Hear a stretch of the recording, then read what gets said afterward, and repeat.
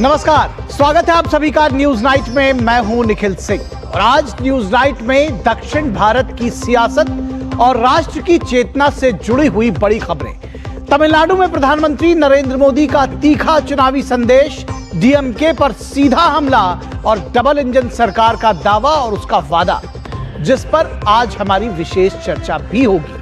केरल में भी प्रधानमंत्री ने एलडीएफ और यूडीएफ दोनों को कटघरे में खड़ा करते हुए विकास की नई दिशा देने का संकेत भी दिया।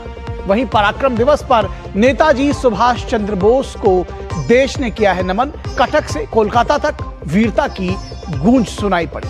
तो सबसे पहले नजर डालेंगे आज की बड़ी हेडलाइंस पर। तमिलनाडु में गरजे प्रधानमंत्री मोदी, डीएमके को बताया सीएमसी सरकार, यानी करप्शन, माफिया और क्राइम को बढ़ावा देने वाली सरकार। कहा तमिलनाडु को बनाना है एक विकसित, सुरक्षित और भ्रष्टाचार मुक्त राज्य। डीएमके सरकार के एग्जिट का काउंटडाउन शुरू।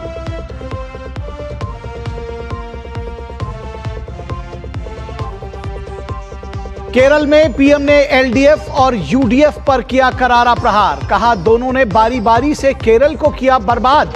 प्रदेश को भ्रष्टाचार, कुशासन की राजनीति में झोंका। आने वाले चुनाव को प्रधानमंत्री ने बताया केरल की दशा दिशा को बदलने का चुनाव। पीएम मोदी ने दी केरल को विकास की नई रफ्तार। स्टार्टअप हब, मजबूत रेल कनेक्टिविटी के साथ देश भर के रेहड़ी पटरी वालों के लिए पीएम स्वनिधि क्रेडिट कार्ड की सौगात।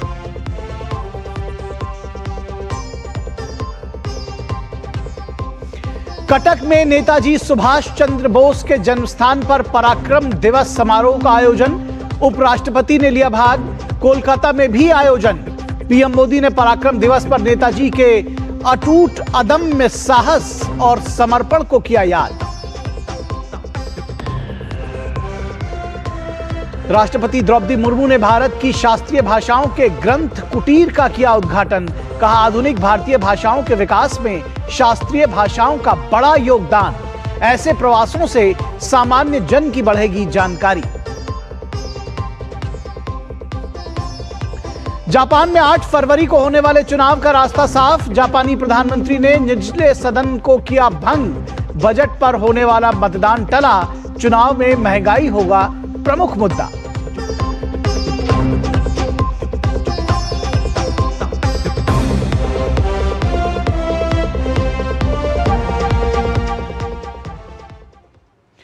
तो सबसे पहले प्रधानमंत्री नरेंद्र मोदी के मिशन साउथ की बात करेंगे और मिशन साउथ की शुरुआत उन्होंने केरल से की। तिरुवनंतपुरम नगर निगम में 4 दशकों से अधिक के वामपंथी शासन के अंत को प्रधानमंत्री नरेंद्र मोदी ने परिवर्तन की शुरुआत बताया। एक विशाल रैली को संबोधित करते हुए पीएम मोदी ने याद दिलाया कि गुजरात में भी बीजेपी का सत्ता में आना लगभग 4 दशक पहले एक शहर में जीत की शुरुआत से हुआ था। अहमदाबाद में नगर निगम की जीत की उन्होंने याद दिलाई। उन्होंने कहा कि केरल में भी कुछ ऐसा ही होने वाला है।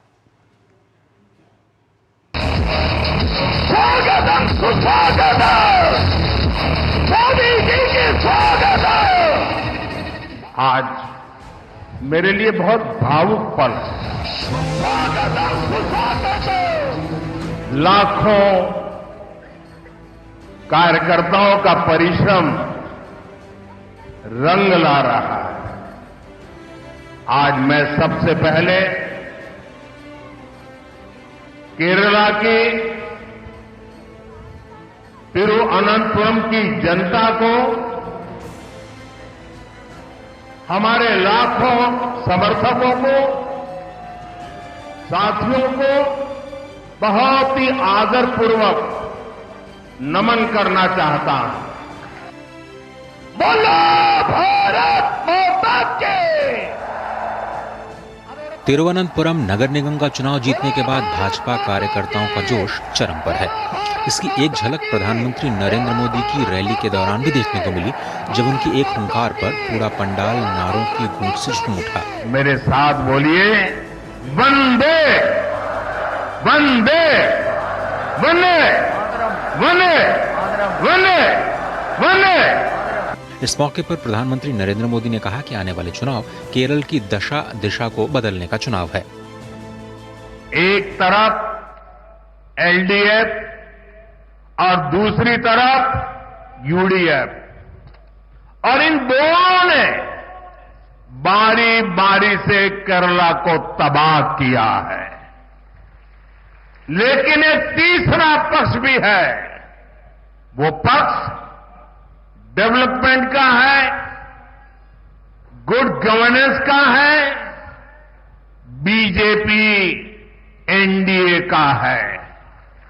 एलडीएफ और यूडीएफ के लोगों ने केरला को करप्शन, कुशासन और अपीजमेंट की खतरनाक राजनीति में झोंक दिया है। प्रधानमंत्री ने कहा कि केरल को विकसित बनाने में युवा शक्ति की बड़ी भूमिका है। उन्होंने राज्य में रोजगार के बढ़ते अवसरों को गति देने के लिए लोगों से बीजेपी की डबल इंजन की सरकार को बनाने का आह्वान किया। केरला को विकसित बनाने में हमारी युवा शक्ति की बहुत बड़ी भूमिका है, लेकिन कांग्रेस ने यहां की युवा शक्ति के साथ हमेशा धोखा किया। एनडीए के पास केरला के यूथ के लिए रोजगार के अवसर बनाने का रोडमैप है। आज पूरी दुनिया आत्मनिर्भर भारत अभियान में अपने लिए अवसर देख रही है। इसलिए गल्फ हो, यूरोप हो, दुनिया के अनेक देशों के साथ भारत बड़े समझौते कर रहा है। इन समझौतों का बहुत अधिक लाभ केरल को मिल सकता है, लेकिन इसके लिए यहां बीजेपी की डबल इंजन सरकार होना बहुत जरूरी है। प्रधानमंत्री नरेंद्र मोदी ने एलडीएफ सरकार पर शबरीमला मंदिर की परंपराओं को नुकसान पहुंचाने का भी आरोप लगाया। उन्होंने कहा कि मंदिर में भगवान के पास से सोने की चोरी की खबरें हैं और भाजपा की सरकार बनने पर इन आरोपों की पूरी जांच होगी और दोषियों की जगह जेल में होगी। उन्होंने केरल के लोगों से कांग्रेस से भी सावधान रहने को कहा। पीएम ने कहा कि कांग्रेस के पास विकास का कोई एजेंडा नहीं और वो मुस्लिमी लीगी माओवादी कांग्रेस हो गई है। प्रधानमंत्री की रैली में ये तय हो गया है कि पार्टी की रणनीति केरल में केवल विकास की रहने वाली और विकास के एजेंडे के दम पर भविष्य में बीजेपी केरल की राजनीतिक दिशा और दशा तय करेगी। कैमरा पर्सन विक्की राजपूत के साथ निशांत राय, डीडी न्यूज, त्रिवेंद्रम। और एक और बड़ी योजना की शुरुआत केरल से हुई। तिरुवनंतपुरम से प्रधानमंत्री नरेंद्र मोदी ने स्वनिधि क्रेडिट कार्ड की शुरुआत की और कहा कि गरीब कल्याण की ये एक बड़ी राष्ट्रीय पहल है जो रेहड़ी पटरी वालों के जीवन में एक बड़ा परिवर्तन लेकर आएगी। क्या कुछ रहा और जिस हम स्वनिधि क्रेडिट कार्ड की बात कर रहे हैं, दरअसल ये है क्या, देखते हैं इस खबर में और उसके बाद फिर हम आपको बताएंगे इसके एक एक फायदे और आपको ये भी बताएंगे कि किस तरह से ये रेहड़ी पटरी वालों के जीवन में एक बड़ा परिवर्तन लेकर आएगी।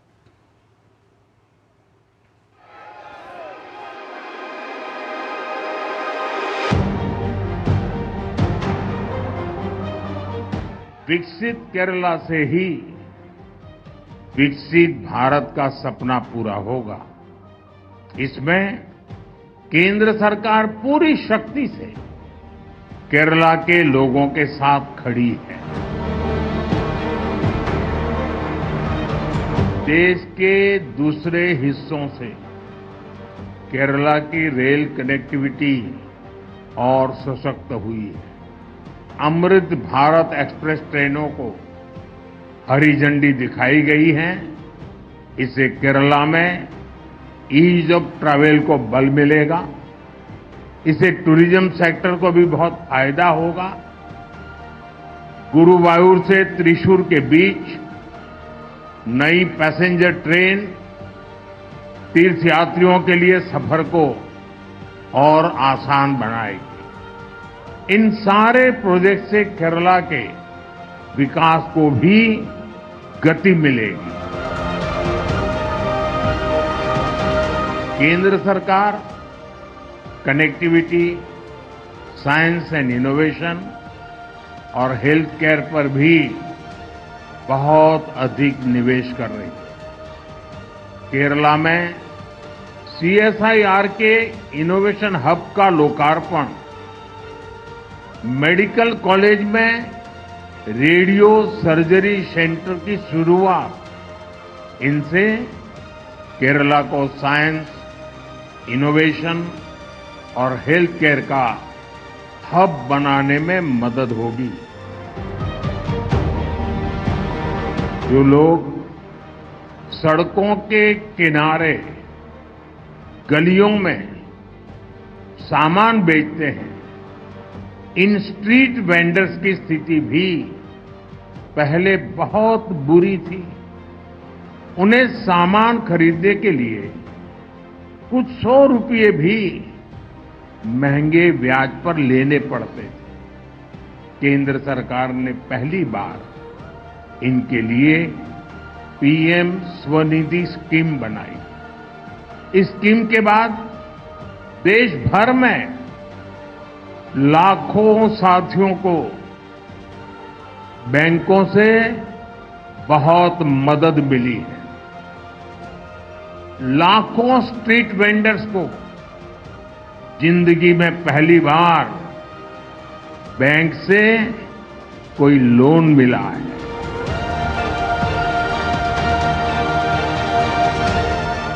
अब भारत सरकार एक कदम आगे बढ़ते हुए इन साथियों को क्रेडिट कार्ड दे रही है।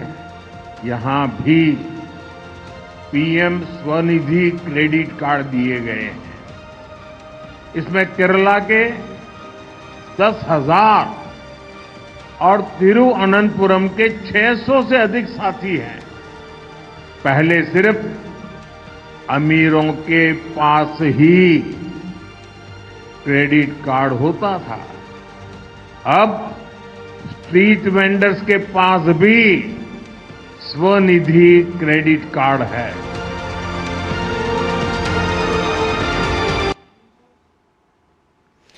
तो प्रधानमंत्री ने साफ तौर पर कहा कि पहले अमीरों के पास क्रेडिट कार्ड होता था, अब रेहड़ी पटरी वाले जो हमारे साथी हैं, भाई हैं, बहन हैं, उनके पास भी क्रेडिट कार्ड होगा। क्या है ये PM Svanidhi credit card? PM Svanidhi योजना रेहड़ी पटरी वालों के लिए थी, ये तो आपको पता होगा। अब ये जो PM स्वनिधि क्रेडिट कार्ड है, गरीब कल्याण के लिए ये राष्ट्रव्यापी पहल है। इसकी शुरुआत जरूर केरल से हुई है, लेकिन ये पूरे देश में ये लागू होगी योजना। विशेष रूप से रेहड़ी पटरी वालों के लिए इसको बनाया गया है, जो डेली वेंडर्स हैं, जो रोज कमाते हैं और एक तरह से जिनके जीवन में ये कहा जाता है कि वो लगातार मेहनत मशक्कत करके कमाने वाले लोग हैं। तो रेहड़ी पटरी वालों के लिए है UPI से जुड़ा हुआ रुपए का ये दरअसल क्रेडिट कार्ड है। और इस क्रेडिट कार्ड की कुछ खूबियां भी हैं। बार बार लोन के लिए बिना जरूरत के समय पर पैसा मिल सकेगा। तो ऐसे लोगों को जो रेहड़ी पटरी पर हैं, जो परिश्रम करके श्रमजीवी हैं, उनके लिए यह विशेष फायदे का कार्ड है। यह कार्ड रोजमर्रा और छोटे व्यापारिक खर्चों के लिए बेहद उपयोगी साबित होने वाला है। रोजमर्रा के खर्चों के लिए, जब कोई चीज खरीदनी है और उसके बाद अपना सामान लेकर आना है, उन चीजों के लिए यह क्रेडिट कार्ड बहुत मुफीद और बहुत सहायक साबित होगा। शुरुआत 10,000 रुपए से इसमें की जा सकेगी और समय पर भुगतान करने पर यह सीमा बढ़कर 30,000 रुपए तक हो जाएगी। यानी कि इसका जो भुगतान है वो 30,000 रुपए तक बढ़ सकता है। 10,000 तक से इसकी शुरुआत होगी, लेकिन अगर समय पर आपका जो स्कोर है वो बेहतर रहता है तो वो 30,000 रुपए तक की इसकी जो अपर लिमिट है वो है। कार्ड की वैधता 5 वर्ष तक है, यानी कि जब आप इसको स्टार्ट करते हैं तब से लेकर 5 वर्ष तक है इसकी वैधता। और इसके साथ ही साथ समय पर भुगतान करने पर कोई अतिरिक्त ब्याज नहीं लिया जाएगा। यानी कि अगर आप अपने टाइम टू टाइम जो इसका भुगतान है वो समय पर कर देते हैं तो कोई भी ब्याज अतिरिक्त नहीं लिया जाएगा। यह बेहद जरूरी है जानना। भीम, फोन पे, पेटीएम जैसे सभी UPI ऐप से इस पर भुगतान संभव है। तो सारे जो UPI ऐप्स हैं वो उसके जरिए इस पर भुगतान किया जा सकता है। पूरी तरह से आजीवन मुफ्त, ना कोई ज्वाइनिंग फीस, ना सालाना शुल्क। तो हर तरह से ये फ्री है, कोई इस पर वार्षिक एनुअल फीस नहीं है और ये पूरी तरह से ये फ्री है। तो कुल मिलाकर आप देख सकते हैं कि कितना ये बेहतर और साफ तौर पर अगर ये कहा जाए कि रेहड़ी पटरी वालों के जीवन में बड़ा परिवर्तन लेकर आ सकता है और डे टू डे खर्चों के लिए, कुछ खरीदने के लिए उनको बार बार अब लोन लेने की जरूरत नहीं पड़ेगी। 10,000 रुपए से लेकर, और अगर समय पर भुगतान देते हैं तो 30,000 रुपए तक का वो इसमें अपना क्रेडिट स्कोर करके और फिर वो इससे खर्च कर सकते हैं उनके इस क्रेडिट कार्ड से। तो जो प्रधानमंत्री ने कहा कि दरअसल अब सिर्फ अमीरों के पास क्रेडिट कार्ड नहीं होगा, नया भारत है, भारत बदल रहा है, अब स्ट्रीट वेंडर्स भी क्रेडिट कार्ड रखेंगे। और केरल के तिरुवनंतपुरम में जनसभा के दौरान प्रधानमंत्री नरेंद्र मोदी ने एक बच्चे से उनकी पेंटिंग बनाकर लाए जाने पर खुशी व्यक्त की। उन्होंने कहा कि यह उनके कार्यों के प्रति लोगों का प्रेम प्रदर्शित करने का, प्रेम दर्शाने का एक नायाब तरीका है। साथ ही प्रधानमंत्री नरेंद्र मोदी ने कहा कि उनकी जनसभाओं के दौरान लोग उनकी पेंटिंग बनाकर लाते हैं और उन्हें भेंट करने के लिए खड़े रहते हैं। इसका सोशल मीडिया पर मजाक उड़ाया जाता है, लेकिन वे लोगों की भावनाओं की कद्र करते रहेंगे। मैं देश भर में जहां भी जाता हूं, बहुत से युवा, बहुत से बालक अपनी भावना प्रकट करते हैं और मैं जानता हूं कि इसके बाद कुछ मुझको विशेष प्रेम करने वाले लोग भांति भांति के रील बनाते हैं। कोई इसको प्री प्लान बड़ा ड्रामा है ऐसा कहते हैं। ये सारी गालियां मैं सुनता हूं। क्यों? क्योंकि मैं आपके प्यार को समझता हूं, इन छोटे छोटे बच्चों की भावनाओं को समझता हूं और इसलिए रील बनाने वालों की गालियां तो खाता रहूंगा, लेकिन अगर किसी बच्चे ने 2 दिन 3 दिन इस प्रकार से प्यार से मेहनत की है, मैं उसका अपमान नहीं कर सकता, मैं इसको दुखी नहीं कर सकता। रील जितने ही बनने हैं बन ले, जनता के प्रति मेरी जो जिम्मेवारी है और जनता का मेरे प्रति जो भाव है, वो इन रील से हजारों लाखों गुना अधिक ताकतवर है। आम जनता की भावनाएं आपने देखा कि किस तरह से लोग प्रधानमंत्री से कनेक्ट होना चाहते हैं और प्रधानमंत्री भी किस तरह से उनके साथ कनेक्ट करते हैं। तो ये बात केरल की उनकी सभा की थी। अब बात तमिलनाडु की होगी। तमिलनाडु की राजधानी चेन्नई के नजदीकी जिले चेंगलपट्टू में प्रधानमंत्री नरेंद्र मोदी ने एनडीए भाजपा की जनसभा को संबोधित किया। उन्होंने कहा कि इतना विशाल जनसमूह बदलाव के लिए आया है। लोग डीएमके के परिवारवाद, भ्रष्टाचार और कुशासन से परेशान हो चुके हैं। उन्होंने विश्वास जताया कि विकसित तमिलनाडु के लिए एनडीए और बीजेपी की सरकार को लोग चुनने वाले हैं।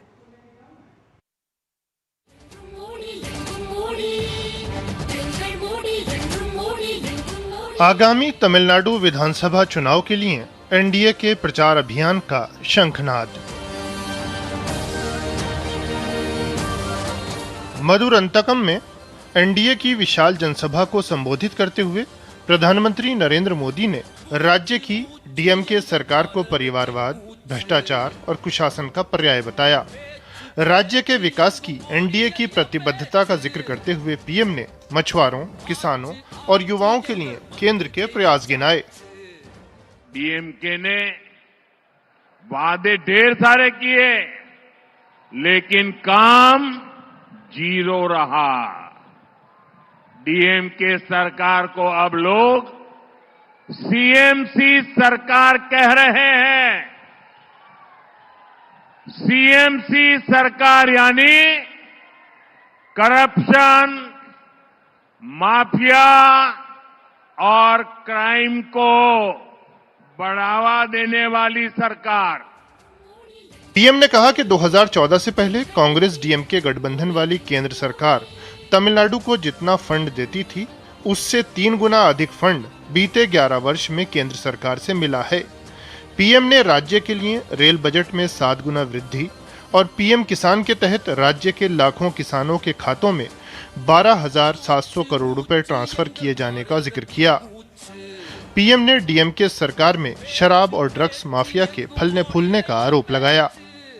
डीएमके के लोगों पर ही ड्रग्स माफिया के साथ मिले होने के आरोप लग रहे हैं। तमिलनाडु के फ्यूचर के लिए ये बहुत बड़ी चुनौती है। यहां शराब घोटाले को लेकर के भी लोगों में बहुत गुस्सा है। खासतौर पर हमारी माताएं बहनें डीएमके के इस रवैये से बहुत परेशान हैं। हमें अपने नौजवानों को ड्रग्स के शिकंजे से बचाना ही होगा। एनडीए को दिया गया आपका एक वोट तमिलनाडु को ड्रग्स माफिया से मुक्त करेगा। पीएम ने कहा कि राज्य में 6 करोड़ मुद्रा लोन दिए गए हैं और छोटे उद्यमियों की 3 लाख करोड़ से अधिक की मदद हुई है।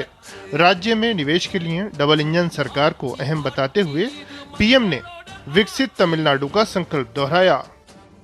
तमिलनाडु में क्राइम और माफिया राज का सबसे बुरा असर हमारी माताओं, बहनों और बेटियों पर हो रहा है। सेल्वी जयललिता जी ने क्राइम को कंट्रोल करने पर बहुत शानदार काम किया था, लेकिन आज तमिलनाडु की बहनें, बेटियां खुद को असुरक्षित महसूस करती हैं। मैं यहां की माताओं, बहनों, बेटियों से कहूंगा, आप यहां एनडीए सरकार बनाइए। एनडीए सरकार आपकी सुरक्षा सुनिश्चित करेगी। पीएम ने काशी तमिल संगमम जैसे प्रयासों का जिक्र किया। साथ ही कहा कि एनडीए सरकार तमिल संस्कृति की रक्षा के लिए काम करती रही है। पीएम ने डीएमके को तमिल संस्कृति का सबसे बड़ा दुश्मन बताया। अभी कुछ दिनों पहले जब भगवान मुरुगन के द्वीप को लेकर एक विवाद खड़ा किया गया, तो हमारे नेताओं ने भक्तों के अधिकारों के लिए आवाज उठाने का काम किया, लेकिन डीएमके और इनके साथियों ने वोट बैंक को खुश करने के लिए कोई तक को नहीं छोड़ा। कोर्ट को भी उन्होंने बदनाम किया। पीएम ने कहा कि तमिलनाडु में अब ऐसी सरकार की जरूरत है जो राज्य के नौजवानों पर भरोसा करे और केंद्र के साथ कंधे से कंधा मिलाकर चले। Bureau report, TD news. और इसी विषय पर हम आज विशेष चर्चा करेंगे। आज हमारी विशेष चर्चा का विषय है दक्षिण भारत में पीएम भ्रष्टाचार पर वार। दक्षिण भारत में पीएम भ्रष्टाचार पर वार। दरअसल दक्षिण भारत में पीएम विकास की बयार, भ्रष्टाचार पर वार, क्योंकि प्रधानमंत्री ने विकास की भी बात कही है, भ्रष्टाचार पर वार भी किया है। तो दक्षिण भारत में पीएम भ्रष्टाचार पर वार, और इस विषय पर बातचीत करने के लिए हमारे साथ खास मेहमान जुड़े हुए हैं। उनसे आपका परिचय करा दें। हमारे साथ आरपी सिंह, बीजेपी के प्रवक्ता, जुड़े हुए हैं। बहुत स्वागत है आरपी सिंह जी। अजय वर्मा, कांग्रेस के नेता मैं देख पा रहा हूं। अजय वर्मा जी, बहुत स्वागत है आपका।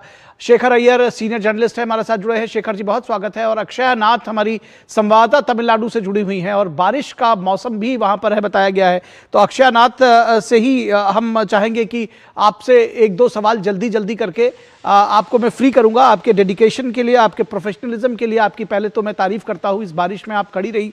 अक्षया, सबसे पहले बताइए, ये जो मुंदरतम की जो जनसभा थी, जमीनी माहौल क्या था? कैसे आकलन करेंगे इस जनसभा का? प्रधानमंत्री ने एक तरह से तमिलनाडु में जिसको कहना चाहिए कि एनडीए के प्रचार का शंखनाद अगर कहा जाए तो गलत नहीं होगा। कैसे आकलन करेंगी? पब्लिक का क्या रिएक्शन था? निखिल, बिल्कुल यहाँ पे प्राइम मिनिस्टर नरेंद्र मोदी का जो आगमन था वो एक महोत्सव जैसे मनाना जैसे हो गया है। और यहाँ के जो लोकल लोग थे वो लाखों में आए थे।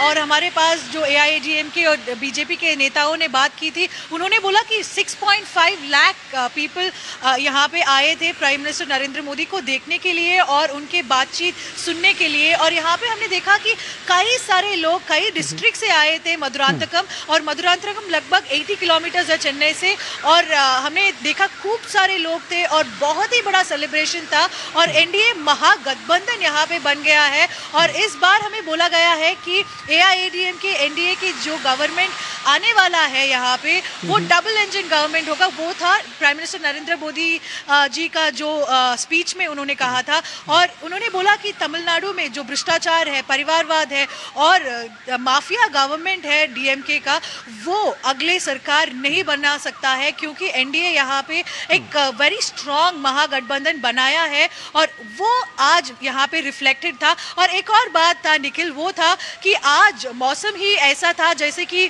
The sun had disappeared. तो जब यहाँ के जो नेताओं ने बात करने शुरू कर दी, उन्होंने बोला कि सन हैज ऑलरेडी स्टार्टेड सेटिंग और सन है डीएमके का सिंबल। तो आज ऐसे माहौल बना है यहाँ पे जहाँ पे हम देख रहे हैं कि कई सारे लोग आए हैं और ये भी बोला है कि एनडीए और एआईएडीएमके की सरकार बनने का पूरे पॉसिबिलिटीज है, क्योंकि उतना स्ट्रांग एक अलायंस पार्टनर्स यहाँ पे मिल रहा है उनको। ठीक है, ये जो स्ट्रॉन्ग अलायंस पार्टनर्स की बात कही, सहयोगी दल सभी जुटे थे, किस तरह से ये जो अलायंस है उसको आप देख पा रही हैं, कैसे दिखा ये अलायंस, आपको मजबूत दिखा वहां पे? मैं एआईएडीएमके और बीजेपी के अलायंस की बात कर रहा हूं जो सहयोगी हैं जी। बिल्कुल, हम यहाँ पे देख रहे हैं कि एआईएडीएमके एक वेरी स्ट्रॉन्ग द्रविडियन पार्टी है और पहले से ही एआईएडीएमके जब जयललिता या एमजीआर के नीचे थे उस टाइम से ही डीएमके के लिए एक सबसे बड़ा कॉम्पिटिटर था। और इस बार जब हम देख रहे हैं कि एनडीए के साथ जुड़ने के बाद कई सारे छोटे मोटे पार्टीज भी उनके साथ जुड़ गए हैं, तो इसके वजह से हम देख रहे हैं कि एआईएडीएमके की स्ट्रेंथ और बढ़ रहा है। और जयललिता की मौत के बाद हमने देखा कि एआईएडीएमके कई सारे स्प्लिट्स था, पर इस बार टीटीवी दरअसल मेरा सवाल शायद मेरे अभी वापस आ गया है। शायद मेरा सवाल का मर्म आप समझी नहीं, मैं यही पूछना चाह रहा था कि जो एआईडीएमके में तमाम सारे स्प्लिट्स थे, क्या वो सारे लोग आपको वहां पर एकजुट दिखे? क्या मंच पर आपको ये समझ में आया कि एआईडीएमके के जो भी धड़े हैं या जो भी लोग एनडीए में साथ में शामिल हैं वो सब लोग उस मंच पर आपको दिखे, उनका रिप्रेजेंटेशन था?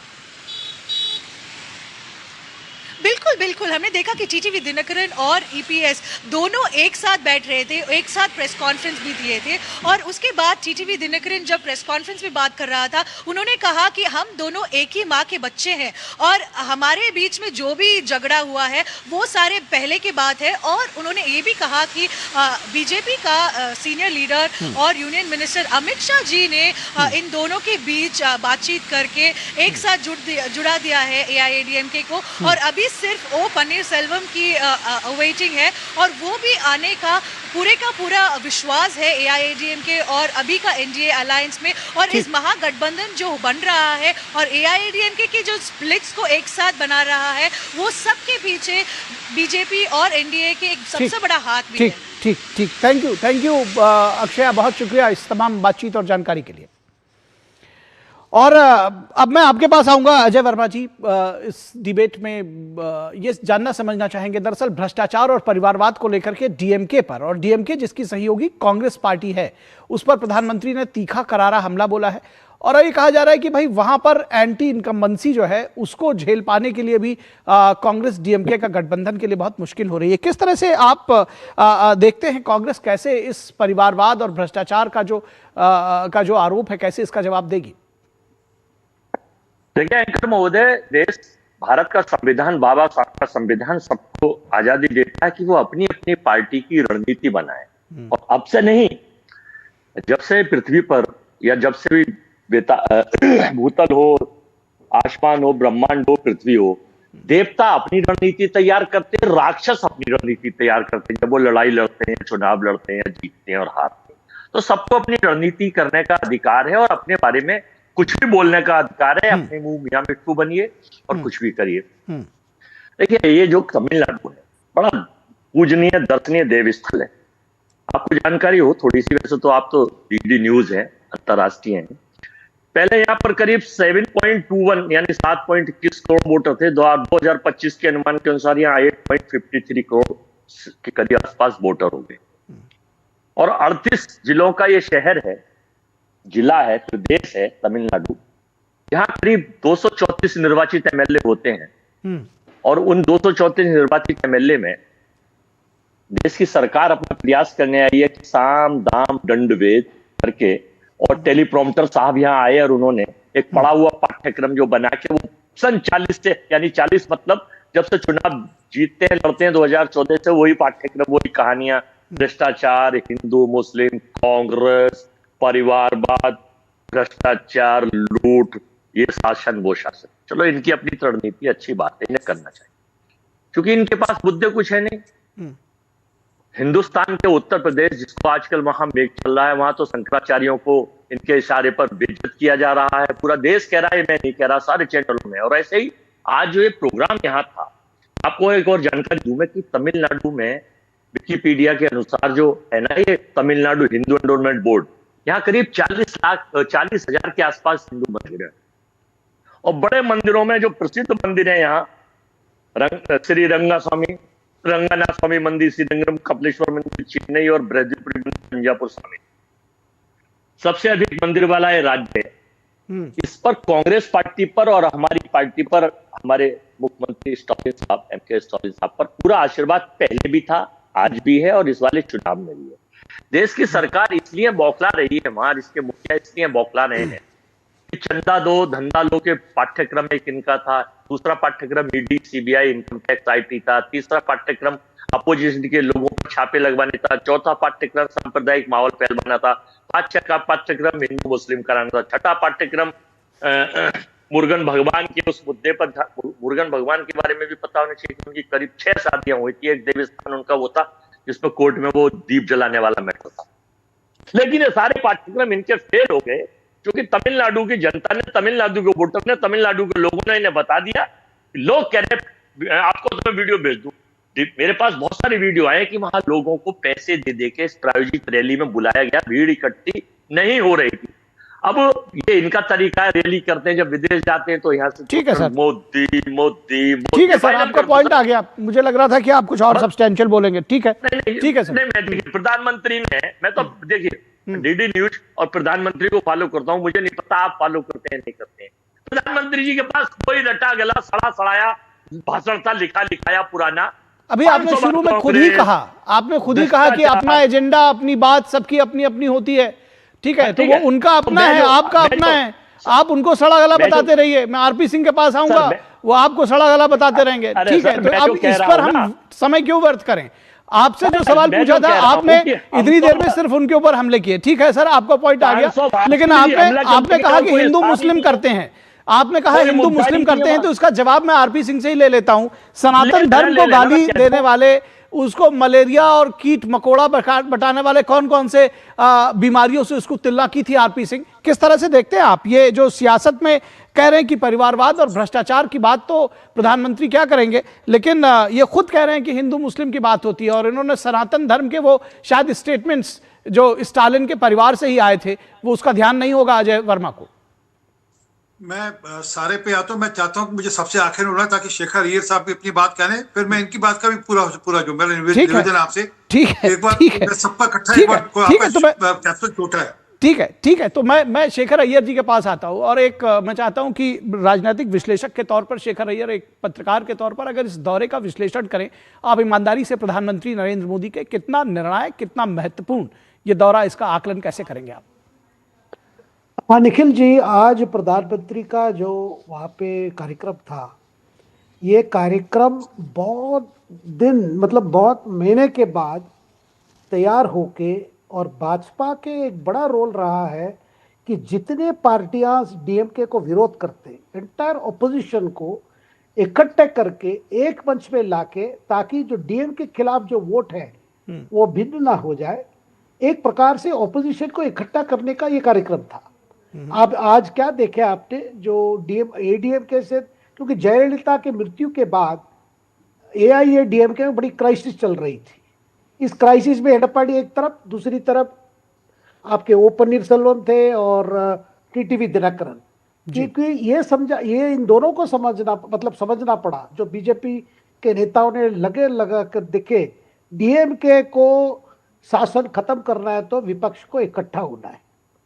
और क्योंकि ये आपके डीएमके के जो अलायंस चल रहा है उसमें कांग्रेस बड़ी नाराज है डीएमके के साथ। कांग्रेस नेता खुद कह रहे हैं कि पिछले 5 साल में इतनी एंटी इनकम्बेंसी हुई है, हमें ज्यादा सीटें दो, या हमें आश्वासन दो हमें के सत्ता में, या हम दूसरा कोई अलायंस के लिए कोशिश कर रहे हैं। इसीलिए तो जो एक्टर विजय की जो पार्टी बनी है अभी, तमिल वेट्री कड़गम टीवी के जी, उसके साथ जाने की बात भी हो रही है। ऐसे समय में पीएम वहां जाके एक प्रकार से चुनावी बुगड़ी बजा के सॉरी, ऑपोजिशन की एक प्रकार से मैं कह सकता हूं एक ऊर्जा, नई ऊर्जा लाई है वहां पे, क्योंकि लोग एक ऑल्टरनेटिव ढूंढ रहे हैं। वो ऑल्टरनेटिव कौन दे पाएगा? क्या विजय की नई पार्टी दे पाएगी, या ये जो पहले से जो पहला जो गठबंधन बना है एआईडीएमके और बीजेपी का, यही सवाल है। इसीलिए आज प्राइम मिनिस्टर के मीटिंग में जो बातें पीएम सामने रखे, वो सारे बातें आज तमिलनाडु चुनाव में मुद्दे हैं, बड़े मुद्दे हैं। परिवारवाद हो या भ्रष्टाचार हो, ये मतलब डीएम के घटक दल भी इसी बातों को लेकर। ठीक है सर, तो इसका जवाब ले लेते हैं। आरपी सिंह के पास सबसे अंत में आ रहे हैं। आरपी सिंह, बहुत सारी बातें हुई इस डिस्कशन में, आपने देखा अजय वर्मा जी ने भी कहा, और एक बात ये सामने आती कि वो सारे मुद्दे प्रधानमंत्री ने छुए, जो परिवारवाद की बात हो, भ्रष्टाचार की बात हो, या फिर वहां पर सनातन विरोध की बात हो, जिस तरह से ये तमिलनाडु की सियासत में आपने देखा है। क्या कहेंगे आप कि आपको लगता है कि जो बीजेपी एआईएडीएमके का जो गठबंधन है, यानी कि एनडीए की जो सरकार है, वो रिप्लेस करने जा रही है मौजूदा सरकार को? सुनिश्चित इस बार वहां पर बदल होने जा रहा है। 2-3 कारण, बड़े बड़े कारण हैं। एक तो जिस प्रकार से वहां पर लगातार हिंदू विरोधी या सनातन विरोधी जिस प्रकार की भाषा इस्तेमाल करे, जिसको लेकर अभी हाल में ही हाईकोर्ट ने उदयनिधि को कटघरे में खड़ा किया है, और उसके ऊपर एक्शन भी शायद होगा। परंतु वो लगातार एक मैसेज जा रहा है, और जिस प्रकार से अभी दीप उत्सव को लेकर जिस प्रकार से कांग्रेस भी उसमें मिली, प्रियंका वाड्रा भी उसमें हस्ताक्षर कर गई उस जज के खिलाफ जिसने फैसला सुनाया, क्योंकि वो फैसला अपनी तरफ से तो कानून के दायरे में सुनाया था, परंतु वो हिंदुओं के पक्ष में था, इसके विरोध में जाकर खड़े हो गए। परंतु ये अपनी जगह प्रश्न है, परंतु जो मूल बात है वहां पे एक भ्रष्टाचार का बड़ा मामला है, और भ्रष्टाचार के मामले में वहां पर एक जो मंत्री हैं सज्जनर बालाजी, वो ऑलरेडी जेल जा चुके हैं, और वहां पर एक हाल में ठेकों में सरकार के शराब के ठेकों में कोई लगभग 1000 करोड़ रुपए से अधिक का घोटाला हुआ है, वो भी उजागर हुआ है। उसको लेकर भी दंगे लोग, और वहां पर लगभग मेरी जो जानकारी है 60 के ऊपर लोग नकली शराब के चलते हुए उनकी मृत्यु हुई थी, और तब राहुल गांधी को समय नहीं था वहां जाकर अपनी संवेदना प्रकट करने के लिए। खैर, वो अपनी जगह है, परंतु इस बार जो हमारी कोशिश है कि जितने दल हैं वो सबके सब इकट्ठे आ जाएं और एक मंच पे हो जाएं, ताकि हम जो ठीक मूल जवाब हम डीएम को दे पाए, और उसके चलते हुए इस बार वहां पे सरकार बनी, क्योंकि लोग डीएमके से तंग हैं, उन विपक्ष का वो वोट विभाजित ना हो।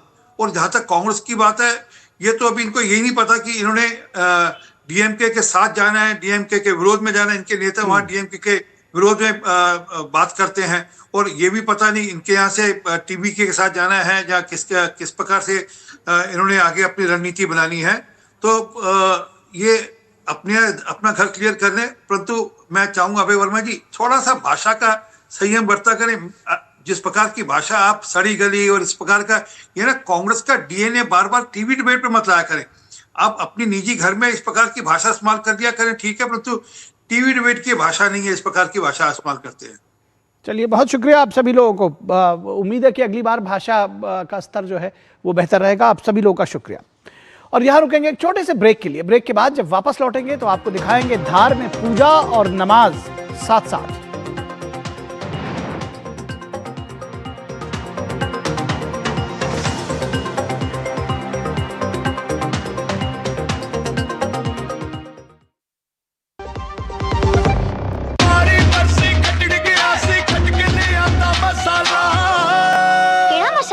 छोले दा या लोबे दा, पंजाबी छोले दा या पिंडी चने दा। अब छोलिया हो या लोबिया, पंजाबी छोले या पिंडी चने, सब कुछ मजेदार बने। गांवों के विकास की दिशा अब गांव खुद तय करेंगे। विकसित ग्राम पंचायत प्लान्स के माध्यम से योजनाओं का होगा पीएम गति शक्ति से एकीकरण। प्रधानमंत्री नरेंद्र मोदी जी के नेतृत्व में इस सहभागी विकास मॉडल की नींव रखी है विकसित भारत जी राम जी एक्ट 2025 ने, जो देता है हर ग्रामीण परिवार को 100 नहीं पूरे 125 दिनों के सुनिश्चित रोजगार की गारंटी। विकसित भारत जी राम जी। वाह, गाय तुम्हारी माता है ना? तो पशुहार के नाम पर जहर क्यों खिलाता है? अनसंड हटा, दिल से खिला, सिर्फ कपिला, देश का नंबर 1 पशु आहार। टिंग टिंग, अम्मा मैसेज। मैं आपके मौसा के चाचा का नाती का पोता, शादी का कार्ड मैसेज में भेजा है, डाउनलोड करिए और आशीर्वाद दीजिए। मैं तो आपको जानती भी नहीं, फिर भी शादी का कार्ड खोलूं? मैं मूर्ख नहीं हूँ। क्या बात है अम्मा। यूपीआई कहता है अगर कोई अनजान नंबर से फाइल या लिंक भेजे तो क्लिक मत करो और कहो मैं मूर्ख नहीं।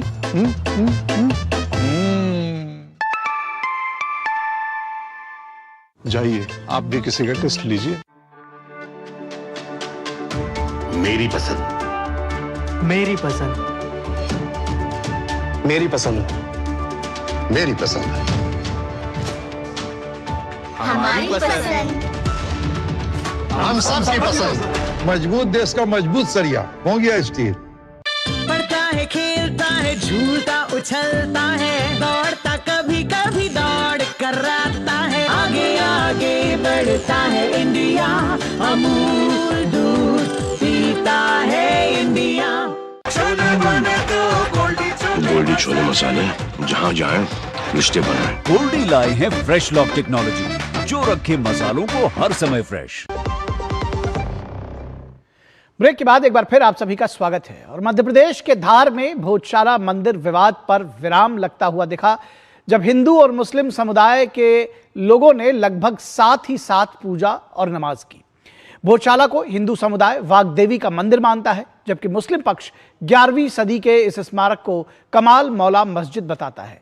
भारतीय पुरातत्व सर्वेक्षण यानी ASI के अनुसार की गई व्यवस्था के मुताबिक हिंदुओं को हर मंगलवार भोजशाला में पूजा करने की अनुमति है, जबकि मुस्लिमों को हर शुक्रवार इस जगह नमाज अदा करने की इजाजत दी गई है।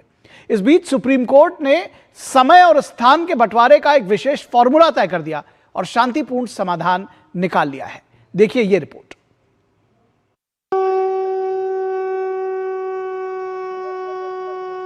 मध्य प्रदेश के धार में 10 साल बाद बसंत पंचमी के मौके पर श्रद्धालु और नमाजी दोनों जुटे। विवादित धार्मिक स्थल भोजशाला में बसंत पंचमी के मौके पर कड़ी सुरक्षा के बीच पूजा और नमाज दोनों संपन्न कराई गई।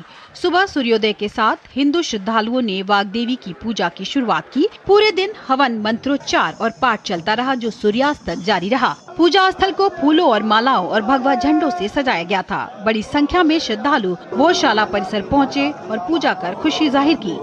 हिंदू संगठनों ने एक जुलूस भी निकाला।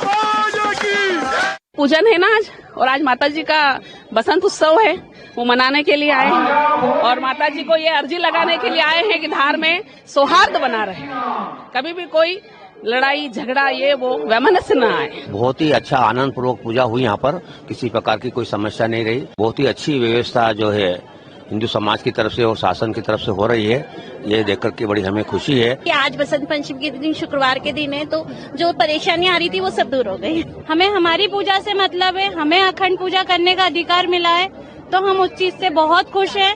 वहीं परिसर के एक अलग हिस्से में कड़ी सुरक्षा व्यवस्था के बीच दोपहर 1 से 3 बजे तक जुमे की नमाज अदा कराई गई। हिंदू त्योहार और जुमे की नमाज एक ही दिन पढ़ने के मद्देनजर इस शहर में किसी भी तरह की अप्रिय स्थिति से निपटने के लिए प्रशासन ने चप्पे चप्पे पर सुरक्षा के कड़े इंतजाम किए। भोजशाला कैंपस और शहर में स्थानीय पुलिस के साथ CRPF और रैपिड एक्शन फोर्स के 8000 से ज्यादा जवान तैनात किए गए। CCTV, ड्रोन और AI तकनीक से निगरानी की गई। सुप्रीम कोर्ट के आदेशों के अनुसार बसंत पंचमी पर हिंदू समुदाय का कार्यक्रम और तय जगह पर मुस्लिम समुदाय की नमाज शांतिपूर्वक सम्पन्न हुई। दोनों पक्षों को पूरी जानकारी प्रदान की गई। आज 1 बजे से 3 बजे के मध्य उस नियत स्थान पे शांतिपूर्वक और निर्विघ्न, जैसा हमने कल भी बताया था, नमाज अदा की गई। सभी से आग्रह है कि कृपया, जैसे अभी तक आप लोगों ने धैर्य का परिचय दिया है, धैर्य का परिचय दें। किसी भी फेक न्यूज पे विश्वास ना करें, फॉरवर्ड ना करें कोई ऐसा मैसेजेस जिसमें कोई गलत संदेश हो। दरअसल भोजशाला में बसंत पंचमी पर पूजा और जुमे के दिन नमाज की अनुमति रहती है। इस बार बसंत पंचमी और शुक्रवार यानी जुमे की नमाज एक दिन पढ़ने से असमंजस जैसी स्थिति बन गई। हालांकि सुप्रीम कोर्ट ने समय और स्थान के बंटवारे का एक विशेष फार्मूला तय कर शांतिपूर्ण समाधान निकाल लिया। गुरुवार को सुप्रीम कोर्ट ने हिंदू फ्रंट फॉर जस्टिस की याचिका पर सुनवाई करते हुए हिंदू पक्ष को सूर्योदय से सूर्यास्त तक वाग्देवी की पूजा की अनुमति दी थी और मुस्लिम पक्ष को दोपहर 1 से 3 बजे तक जुमे की नमाज अदा करने की इजाजत थी। Bureau report, DD news. वहीं पश्चिम बंगाल में एक बार फिर ऐसा कुछ हुआ जिसने टीएमसी और ममता बनर्जी की कार्यशैली पर सवालिया निशान लगा दिया है। पश्चिम बंगाल में अगर आप चाहें तो खुलकर सनातनी परंपरा का पालन भी नहीं कर सकते और इसका सटीक उदाहरण उत्तर 24 परगना जिले के बारासात के पास मैना के एक प्राइमरी स्कूल में देखने को मिला, जहां बसंत पंचमी के मौके पर सरस्वती पूजा तक की इजाजत नहीं दी गई।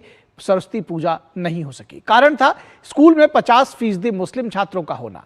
लिहाजा पुलिस ने स्कूल से मां सरस्वती की मूर्ति हटा दी, जिसके बाद फुटपाथ पर पूजा की गई।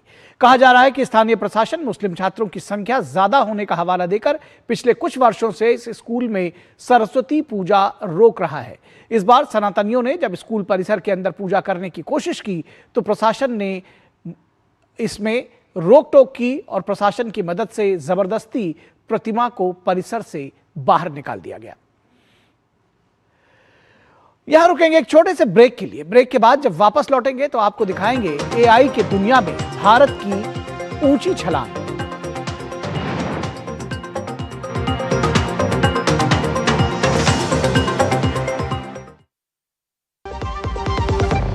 सब तो आ गए, रो क्यों रही है? सब तो आ गए, लेकिन स्वाद नहीं आया। अब आया असली स्वाद। हाँ, अब आया स्वाद। जब स्वाद के बड़े हों लाले तो MDH का चंकी चाट मसाला डालें। MDH का चंकी चाट मसाला।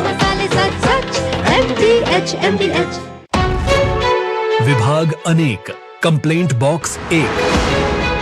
किसी भी सरकारी दफ्तर, विभाग या बैंक से जुड़ी शिकायत के लिए pgportal.gov.in पर जाएं, रजिस्टर करें, संबंधित विभाग चुनें, शिकायत दर्ज करें और ट्रैकिंग आईडी नोट करें। SMS या ईमेल पर एक्नॉलेजमेंट पाएं और शिकायत का जवाब सीधे मंत्रालय से प्राप्त करें। अब तक 1 करोड़ 12 लाख से अधिक भारतीयों ने भरोसा जताया। CP ग्राम्स, आपकी हर शिकायत का हल। अभी शिकायत दर्ज करें pgportal.gov.in। जब धरती चीर कर निकलता है लोहे का पत्थर और मिलता है मोंगिया के जोश से, फिर तपता है, पिघलता है और बनता है फौलाद। अब होता है सरिया सारी खूबियों के साथ। मोंगिया स्टील, मजबूत देश का मजबूत सरिया। टिंग टिंग, अम्मा मैसेज। मैं आपके मौसा के चाचा का नाती का पोता, शादी का कार्ड मैसेज में भेजा है, डाउनलोड करिए और आशीर्वाद दीजिए। मैं तो आपको जानती भी नहीं, फिर भी शादी का कार्ड खोलूं? मैं मूर्ख नहीं हूँ। क्या बात है अम्मा। UPI कहता है अगर कोई अनजान नंबर से फाइल या लिंक भेजे तो क्लिक मत करो और कहो मैं मूर्ख नहीं।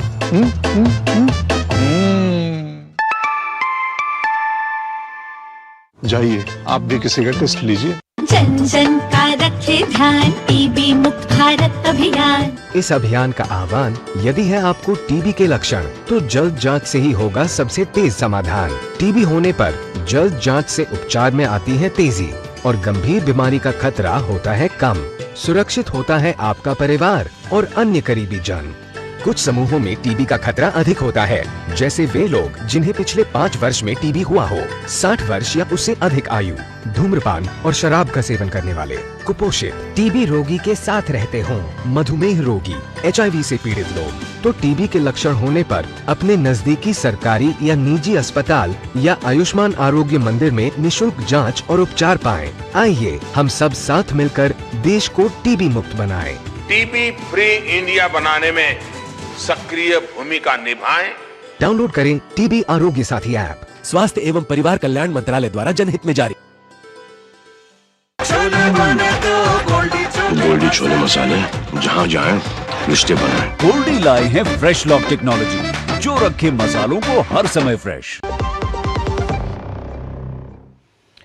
ब्रेक के बाद एक बार फिर आप सभी का स्वागत है। और दावोस के वैश्विक मंच पर भारत की एआई क्रांति की धमक सुनाई दे रही है। केंद्रीय मंत्री अश्विनी वैष्णव ने साफ कहा कि एआई के गेम में भारत ग्लोबल लीडर बनेगा। आईएमएफ प्रमुख ने भी भारत के मजबूत डिजिटल इकोसिस्टम और कुशल आईटी टैलेंट की जमकर सराहना की है और भारत की इच्छा शक्ति को कहा है कि वो और मजबूत हो रही है और वो तेजी से आगे बढ़ रहा है। नए भारत की इस नई पहचान ने दुनिया भर के निवेशकों का ध्यान भी अपनी ओर खींचा है।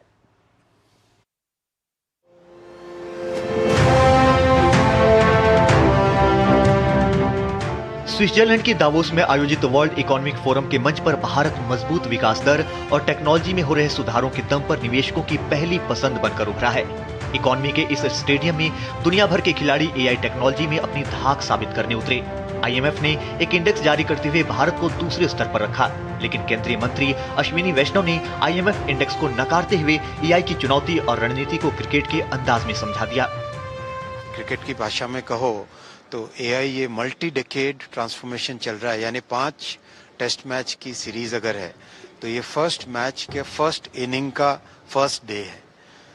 इतनी ये लंबी जर्नी आने वाली है, आने वाले समय में है, तो इतनी लंबी जर्नी में भारत को बहुत बड़ा रोल प्ले करना है और रोल डेफिनेटली प्ले करेंगे। पांचों के पांचों लेयर्स में, एप्लीकेशन लेयर में लीडरशिप लेंगे, मॉडल लेयर में बहुत अच्छे सॉवरेन मॉडल्स बनेंगे और चिप लेयर में बहुत बड़ी लीड भारत लेगा।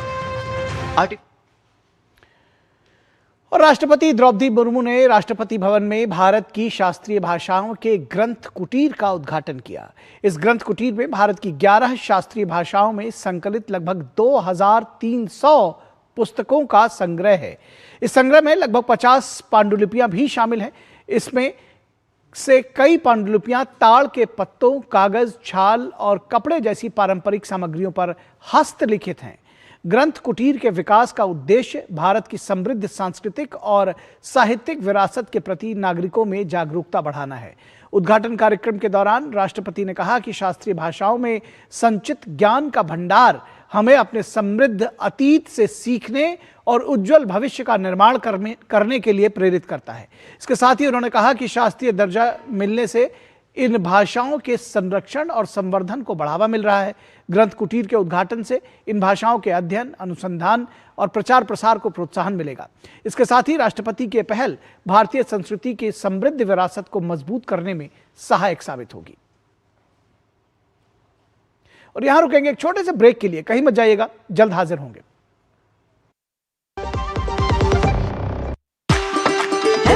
कसूरी मेथी लाजवाब है, लाजवाब है। स्वाद और सुगंध इसकी लाजवाब है, लाजवाब है। अगर MDH कसूरी मेथी नहीं डाला तो खाली हाथ मलते रह जाओगे। एक एक पत्ता हाथ से चुना, स्वाद और सुगंध जगाए कई गुना। MDH।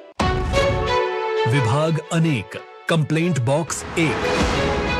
किसी भी सरकारी दफ्तर, विभाग या बैंक से जुड़ी शिकायत के लिए pgportal.gov.in पर जाएं, रजिस्टर करें, संबंधित विभाग चुनें, शिकायत दर्ज करें और ट्रैकिंग आईडी नोट करें। एसएमएस या ईमेल पर एक्नॉलेजमेंट पाएं और शिकायत का जवाब सीधे मंत्रालय से प्राप्त करें। अब तक 1 करोड़ 12 लाख से अधिक भारतीयों ने भरोसा जताया।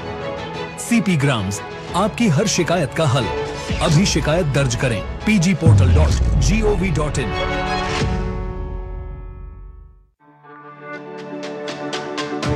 मेरी पसंद, मेरी पसंद, मेरी पसंद, मेरी पसंद, हमारी पसंद। हम सबकी पसंद। मजबूत देश का मजबूत सरिया हो गया स्टील।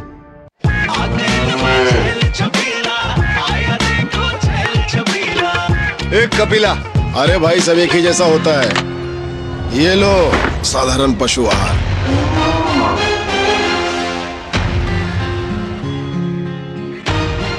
इस देश की हर माँ, बच्चे, बूढ़े, जवान, खिलाड़ी, डॉक्टर, इंजीनियर, सबको गाय भैंस की दूध की शक्ति पर भरोसा है। पर जब इन पशुओं को कपिला पशु आहार मिलेगा, तभी तो दूध सिर्फ ज्यादा ही नहीं, शक्ति से भरपूर भी होगा। और ये सच जानते हुए चंद पैसों के लिए तुम देश का भरोसा तोड़ दो। कपिला पशु आहार, देश का नंबर 1 पशु आहार। पढ़ता है, खेलता है, झूलता उछलता है, दौड़ता कभी कभी बढ़ता है इंडिया, अमूल दूध पीता है इंडिया। टिंग टिंग, अम्मा मैसेज मैसेज। मैं आपके मौसा के चाचा का नाती का पोता, शादी का कार्ड मैसेज में भेजा है, डाउनलोड करिए और आशीर्वाद दीजिए। मैं तो आपको जानती भी नहीं, फिर भी शादी का कार्ड खोलूं? मैं मूर्ख नहीं हूँ। क्या बात है अम्मा। यूपीआई कहता है अगर कोई अनजान नंबर से फाइल या लिंक भेजे तो क्लिक मत करो और कहो मैं मूर्ख नहीं।